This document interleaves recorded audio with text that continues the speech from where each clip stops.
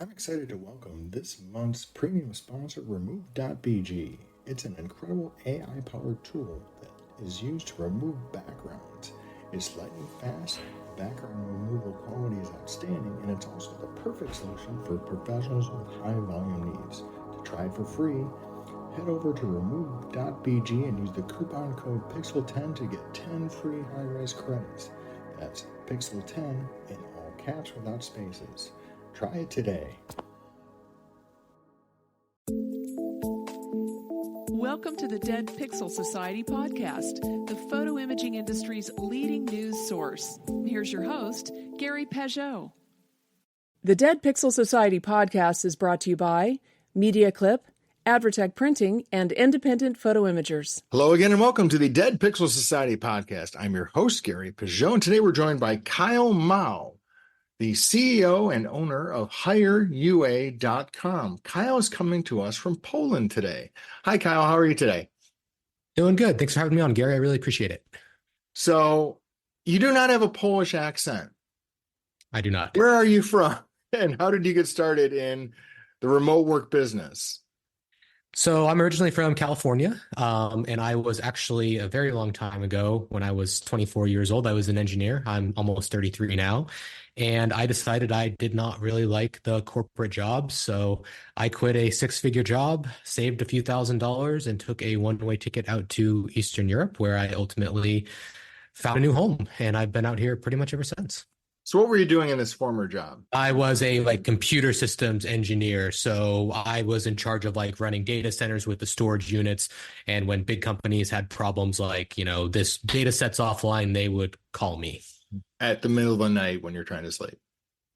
Sometimes, yes. And then what actually really set me I have to go be an entrepreneur was I became an admin instead of an engineer, and I was working for a think tank for the government. And it was one of those situations where if I wanted to make a 5-minute change, I had to have 5 months of meetings. Just sitting at a desk all day. I couldn't do it. Just waiting for people to get their paperwork done. So I took a shot, and thankfully it worked out. So clearly one who works for a government think tank, the first thing they do when they go to Eastern Europe is start an olive oil company. I've seen that story over and over again. Tell me how you did it. Well, actually, I started off as a blogger, just doing travel stuff, a little bit of dating advice, basically saying hey, people, maybe you want to move abroad. And then one of my readers from that blog, his name is Martin, he had a family olive oil orchard in Croatia and needed help with marketing. So I partnered with him. There's a bottle of it behind me here on the shelf. Although this is just an audio podcast, so you're not going to be able to see it. But you can plug it. You go ahead, plug it. Okay. Do the plug. Yep, sellolive.com if you want to check it out.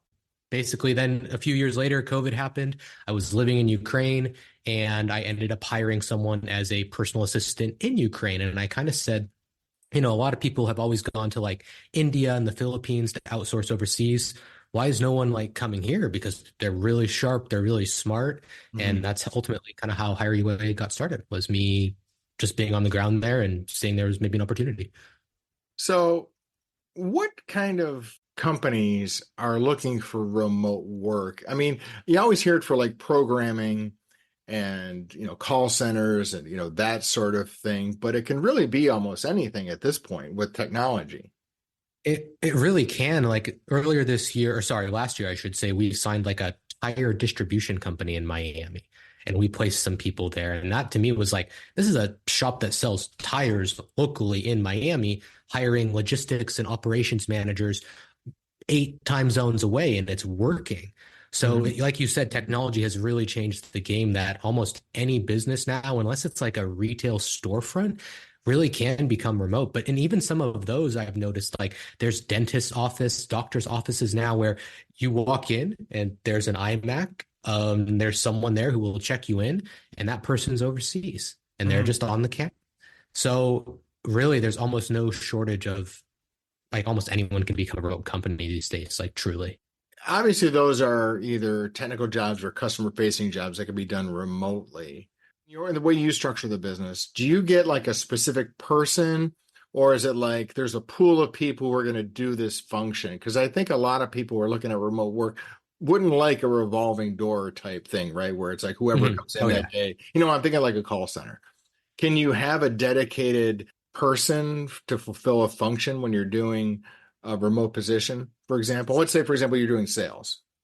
Let's say you had a remote person doing cold calling. Could you make sure you get the same person? What do you mean? So, yeah, I mean, we basically spec people based off of the role that they need. So a Right. business comes to us and says, we need someone to manage our customers. So we would go out and find this very specific person, Okay, give that's them a what I mean. pool of That's what I mean. candidates to It's a choose very from. specific Yeah. thing. It's not a, like most people think of remote work, especially overseas, they think, a call center, you're never going to get the same person twice. Right. Yeah, no, no, no. These are dedicated people. They've always got the same person coming, and they're usually small businesses. So when someone becomes a client success manager, a customer success manager, that person is then dedicated to whoever the clients are for that business. It's definitely not a revolving door. And I know exactly what you're talking about. Like every time you call a bank overseas, you call someone, you get someone, and then you get disconnected, and you have to start all over, and you'll never, ever, ever have that same person again. Which I think is really made customer service very difficult for a lot of people these days. It's very hard to get the help that you need when you call like a big corporation these days. Yeah, because people still like to call and talk to people. I mean, yeah, there's the AI chatbots and all that great stuff, but there are a great number of people who just want to talk to a human being who can listen to them and get something done. Yeah. Yeah. And a lot of the problem too is that if it's ever any sensitive information, you just have to go round and round and round. And it's very difficult to get that help you need. And like you said, AI is not necessarily always a good substitute. Now you brought something up that's kind of interesting, sensitive information, right? Are there any legal or logistical issues with having to manage, like, let's say you mentioned a dentist, right? So in patient files, right? That information going overseas, HIPAA, is there HIPAA concerns there or anything like that? We don't typically do placements like that. So we've done a couple like medical IT companies, and they had to set up separate access points for these people. Like there's basically a wall where our people couldn't get into the Right. other side of it because of HIPAA. So I don't know, because we don't really do positions like that. I don't know what the Mhm. legality as far as having someone right there, that Sure. has access to that information. Certainly, if you're a dentist or a doctor looking for an opportunity like that, then you need to, go with someone who actually has those fail safes and, do your research on that. But yeah, it certainly can be an issue. And the one thing I always tell people is like, at the end of the day, this person is overseas. And what are you going to do if they do something? You are not going to, for example, start a lawsuit, in Ukraine. You're not going to hire a lawyer there. You're not going to be able to get this person to court. It's the middle of a war going on there. And then, how are you going to possibly collect damages? It's just not going to happen. And that's just kind of what I tell people. That's your trade-off, to save a ton of money on hiring them is there is potentially a little bit more risk. Right. That is a very balanced way of looking at it, right? Because I mean, you brought up the elephant in the room, which is you do this to save money. You Oh do yeah. this. I Yeah, mean, I mean that's why you're doing it. What kind of cost savings can someone see typically? Let's say, for example, let's say a customer service person, entry level here, let's say they're making $18, $19 an hour, plus basic benefits. What kind of savings can we see there, like on a percentage basis? typically, you would see savings of roughly 70 to 80% across the majority of positions. So, Okay. customer service person, you're probably looking around $6 to $10 an hour. Kind of just depends. And the other thing, though, is that it's very expensive to hire like in the United States now because of the benefits and the 401k matching and insurance and everything else that has to be on top of that number. Whereas when you go abroad, you don't have to provide any of that. If you decide to, great, it's a nice bonus, but you don't necessarily have to. So Mhm. it typically comes out quite a bit cheaper. And I think what I've seen over the last few years is so many small business owners are struggling to just get people into jobs. And I Well, don't know if this exactly. is, That's what I'm thinking because I know, like in the industry I work in, the photo imaging industry, it's very, very difficult to I mean, to and get people to just even, especially during yeah. crunch time, right? Now, can you do this temporarily, or is it a year-long contract? Because in the Mhm. photo industry, we have seasonal work. Yeah. We have heavy seasons, then not so heavy seasons. So we typically try to put people into full-time roles. There are companies that will do more project based, and we make exceptions. We obviously, our business, we have to make money too. So if someone comes to us and says, "Hey, I only need this person for 3 months," and we know the score going in, then we can go to candidates. Like we might find someone who's just looking for part-time work, and we can just Right. tell them, like, "Hey, this is a temporary gig. As long as you know the score, as long as you're good with it, and everybody's happy, then we can make this work." But I think what a lot of people now, in the businesses that you're talking about is it's hard to get people to even show up to interviews in person. Like some of the local small businesses that are our clients are like half our people don't even show up to in-person interviews because all they're doing is checking the box on unemployment of I applied for a job. Right. I didn't go to the interview. I Mm. applied though, and that then gets them their next check in the mail, and they just do it all over and over again. Or they accept the job and still don't show up, which you still hear stories of Hear too, that too. which floors Yeah. me to the umpteenth degree that someone actually go through the entire hiring process, be offered a position, and then not show up. I just It's shocking. And I don't know if it's like a millennial thing. I mean, I am a millennial. I know a lot of people my age are just not as interested in like working that I've seen like with my parents' generation, for example. It's something has like fallen off a little bit. Mhm. I'm not really sure what it is. And I don't know if it can necessarily be fixed easily, which is why a lot of people I think are starting to look abroad because they're like, I have no other option. Right. Yeah, I mean, I think the first preference for people would be, if you're running that Miami tire store, for example, I think they probably would have preferred to hire local people, right? Of course. Yeah. So, I mean, that's sort of their thing, right? We're your local Miami tire company. So let's talk a little bit, I mean, about the Ukraine itself. So you went there and you kind of saw what was the deciding factor that made you think, wow, these people are great for remote work? Was it the educational system or the culture or It's the language, or because I mean I think they, even though there's a Ukraine language, I think they do speak English very well there. So it was a lot of different things. The big history is that they were a communist country for a long time, and the generation now has come up in a society that's mostly been improving over time since communism fell in 1991. So English, just generally bright, intelligent people, just independent thinking, self-analytical, able to tackle stuff on their own. And just generally a very bright society of very smart people, a lot of engineers, a lot of scientists. So when you have these opportunities with an American company like we place them with, they're making double or triple, maybe sometimes quadruple what they could actually make in Ukraine. So like a young 25-year-old person who's studied English their whole life, who maybe went to business school, but doesn't want to leave their home in Ukraine or wants to stay in Europe, for them to be able to then work remotely on a flexible schedule and make 4 times a normal salary there Mhm. is like everybody wins. So that's really what drew me a lot, though, was just general intelligence and Mhm. self-analytical, self-independent thought thinking. Okay, so obviously there's a bit of a kerfuffle happening there. How Mhm. has that impacted your day-to-day operation? Because I think most of my audience is North America. I do have quite a few Europeans who listen, but I'm just Mhm. curious, like from a geography standpoint. There's the eastern part of Ukraine. So, typical Yeah. Americans don't know geography. How is that impacting? I mean, how many people do you have in your pool, for example? And Well, when it all kicked off, things was chaos, obviously. Like for months, it was just nothing but chaos. Since then, it's really stabilized. So a lot of people that we've placed, a lot of the candidates we source have moved out of Ukraine at this point. So they might be in Poland or the Czech Republic or Germany or, right. all these other different places. So those ones are very simple, they're totally safe and stable. If they're still in Ukraine, which is a lot of more, say, technical positions like developers, because right now men cannot leave the country. So we Mhm. have to say, like, do you have a generator? Do you have a Starlink hookup nearby? Like, what are your options for staying online if things go bad? And, we actually have had a few people that have not shown up to work and we've never heard from again. We don't know what happened to them. They could be something, horrible could have happened. We're not sure. But for the most part, we've made sure now that everyone we place is in a stable situation where Mhm. they're able to still function and do their work at a high level. Now let's talk a little about your customer base, right? The people who hire you. You got a couple hundred clients. You built this thing pretty fast, in a relatively short time.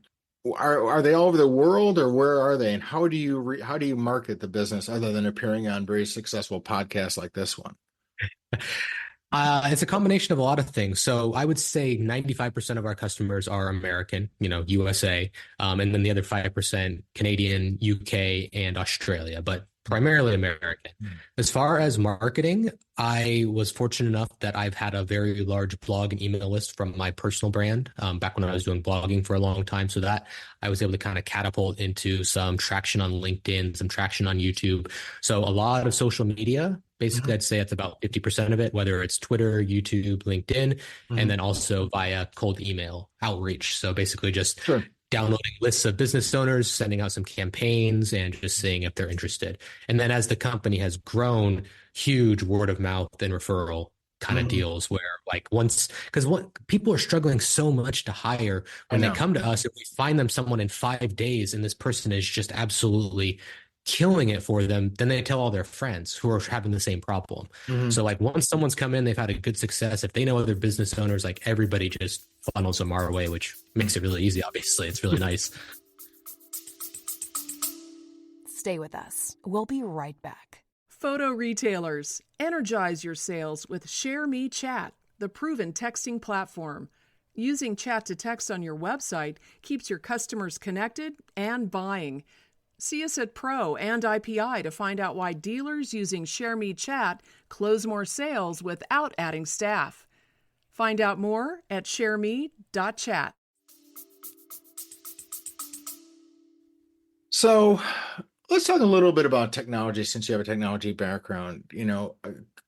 Are you concerned for your business that some of the functions could be replaced by AI with some of these automated systems that are in place to do some customer service?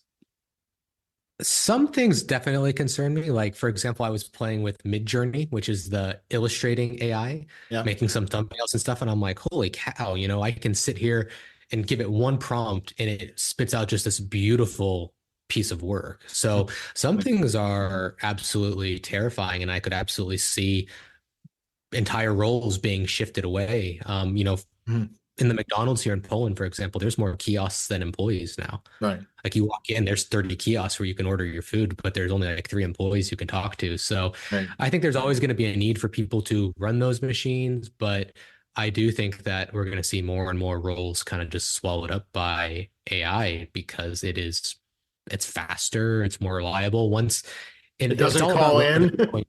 doesn't call in sick. Yeah. It's all about whether the models can learn properly, I think. Yeah, yeah, So yeah. you can, right now, if you go to Chat GPT and you say like write a blog post, like most people can tell it's not a human that wrote it. The Yeah, question is, can it be trained to become good enough? right. And in that case, then yeah, a lot of people are going to be out of jobs. Yeah, I mean, like in the imaging industry, there's a lot. We've been dealing with AI for quite a few years, actually, with some technology Okay. to automatically create things. But it is now that you've got the generative AI, which is what you're talking about, Midjourney, where you just put in a prompt and it creates something out of whole cloth. That's completely new. And like you said, it's not No, quite yeah. perfect, but it's It's getting pretty better every it's day. getting better, and it's not going to stop. It's not quite T1000 yet, but Mhm. it's getting there. So no, I was just curious because I think that is one of the things people talk about here in terms of employment is what's going to happen with AI replacing some of these functions. I think it will replace certain entry level functions, right? Yeah. Like if I need somebody to do some basic copywriting, I can just drop it into Chat GPT. And yeah, I'm sure, yes, I have to edit it and I have to clean it up and whatever, but it's going to get you 80% there. And I don't Mhm. have to hire somebody to do that. But sounds to me like you're trying to get levels above that, right? You're not doing entry level people. You're actually doing key employee type functions. Yeah, I mean, that's what we try to do. Of course, we do basic entry level roles as well. We don't turn away those jobs, but yeah, we're trying to put high level people in. Most of the people we put in, are, full on master's degrees. Lots of them have many years of experience in a relevant Mhm. industry. Like it's high quality people because it doesn't do us any good to place people who are just going to get fired and churn. We make a lot of our money on the back end of having someone in a business for a long time. So we're Mhm. incentivized to find the best people possible because that's how we actually make our money. Yeah, yeah, it's like the old you want a long-term customer so you make money over time, right? I mean that's Exactly. that's literally Exactly. how employment agencies actually work is they, over time is where it's not just the single placement. So tell me a little bit about how you find people to be part of your program. I mean, obviously there's some recruiting and word of mouth that happens there, and you have to vet people. That sounds like Yeah. a process. Yeah. I mean, I'm fortunate enough now I've built out a whole team, so I don't do Do you anything on outsource that? Are those people remote that you? Yeah, my whole team is primarily Ukrainian. I've got a couple like salespeople in the US because we don't really do sales positions, but everyone's Ukrainian. I've actually met the majority of them in person, but we're all kind of spread out over Europe. So we've got some people in the Netherlands, Germany, Slovakia, some people still in Ukraine. So they all work remotely and they handle everything from start to finish. So once, like, let's say, for example, someone goes to the site, books a call, and they decide to sign on with us. From there, we write up a full job description and it gets passed on to the recruiting and operations team, and they go out and they do their thing. So a lot of it is scouring the local boards and local groups. It's a closed off place. Like you kind of have to have local connections, local language knowledge to be able to actually get your foot in the door and Right. be able to understand that. Then we set up all the interviews. So the business owner, whoever it is, just has to show up and we take care of everything else. So they just show up. They might do 5 interviews in a row, and then they usually will hire someone and we get everything started from there. Cool. So in the imaging industry, right, for example, some of the business that we work in, they've been used to outsourcing. For example, image editing used to be outsourced, right? If you needed a picture edited, you drop it into a hot folder somewhere and somebody would pick it up and remotely work on it and drop it back. And so that function has been around for quite some time. So people are kind of used to doing that. I just wonder if, like, sales and all those kind of things would be as effective. Sell me on that. I need a salesperson. I mean, can you detect an accent? How does that work? We don't do like full sales closers because it is difficult with the accent and we don't think it's a good fit. So we don't actually do a closer. We will do like appointment setters. So for example, if someone books a call and you want to qualify them, we could place someone who would then like call them and say, hey, can you tell me a little bit about your business before you get on the call with so-and-so? So that's kind of how it works, but certainly some roles are tougher to do than others. I think sales is definitely one of them, but there are a lot of companies, in the marketing spaces and the agency spaces that, I mean, they're doing everything remote and they're closing big deals with remote salespeople.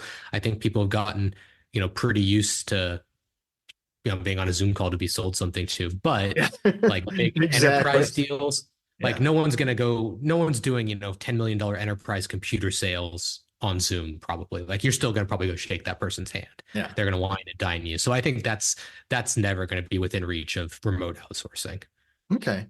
So you still need that Alec Baldwin always be closing guy. You still need someone to go take them to the bar and get them drunk and write it off on the company dime. Exactly. Cool. Yeah, I was just kind of curious because there are people who, are trying to figure out where something like this might fit in their organization. And, it's not going to replace, the more experienced salespeople who are doing that kind of stuff. So are you interested in finding a pool of talent outside of Ukraine, or is it just something you now, love Ukraine? So that's the pool you're going to work with. Are you looking at other regions within Europe? We've actually started expanding out to a lot of other countries in Europe, like Serbia, Macedonia, because we've found really good talent there. And I'm actually working on a software platform too, which is going to be a little bit more global. I think there's talented people like everywhere in the world. And then some of the more traditional outsourcing hubs like India and the Philippines, sometimes the problem is that there's such a high population of people. It's really just like looking through a needle in a haystack. Like if you go to some of those job boards and you post a job, you'll get 1,000 applicants, which is just crazy.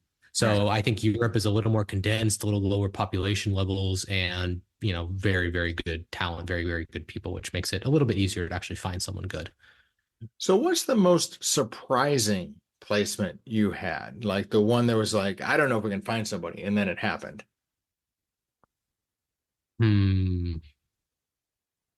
I'd say the most surprising one, like signing clients, was like when the tire company came to us, when an anesthesiology clinic came to us. So those are some of the surprising ones where I'm like, this is not a typical like internet marketing company that's always been remote. Like these are people who are just so desperate for help. This is where they're looking to go. So I think that those are the most surprising ones as far as clients. And then when we placed an architect once, we were like, we don't know if we're going to do this or how it's really going to work. Are they going to actually like, is this going to work with a London architecture firm and a Ukrainian guy? And it actually did. So that was probably the most surprising overall one. Architects worked remotely. I didn't know if we could find that, and team did it. They did a great job. Good, good. Well, that's exciting. So where can people go to get more information about your company and to read your old travel blogs or to buy your olive oil? Okay, so if you are a business owner looking for some help, go to hire-ua.com. And then I blog almost daily at kylemao.com. Mhm. And if you want to check out the olive oil company, it's Selo, SELO, olive.com. Awesome. Well, thank you, Kyle. It was great to meet you. Best Likewise, it was a pleasure. Yeah, best wishes for future success. If I ever make it out to Eastern Europe, I'm going to definitely check it out. Thank you. Sounds good. Thank you for having me. Appreciate it. Thank you for listening to the Dead Pixel Society podcast. Read more great stories and sign up for the newsletter at www.thedeadpixelssociety.com.